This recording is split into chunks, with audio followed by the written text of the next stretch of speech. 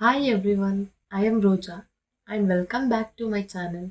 Today we are going to learn a very important topic from financial accounting, that is objectives of accounting.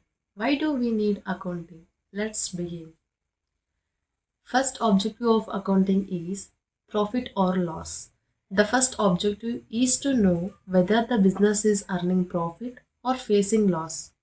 Accounting tells us if the business is going well or not. For example, if we sell goods for rupees 1000 and spend rupees 800, we get a profit of rupees 200. This is shown clearly through accounting. Second, cash tracking. Second, accounting helps in tracking cash. It shows us where the money came from and where it went. This is called inflow and outflow of cash.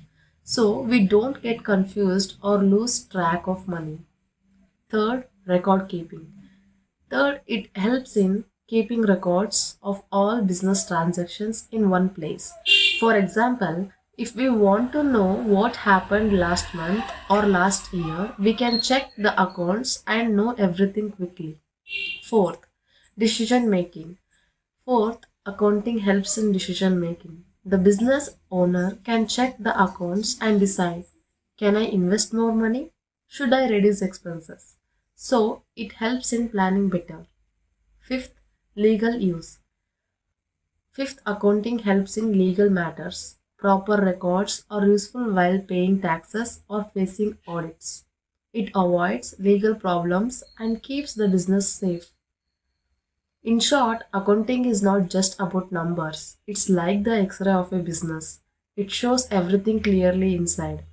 So now you know the five main objectives of accounting, that is, first profit or loss, second cash tracking, third record keeping, fourth decision making, fifth legal use.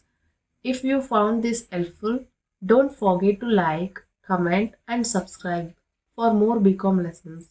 See you in next video.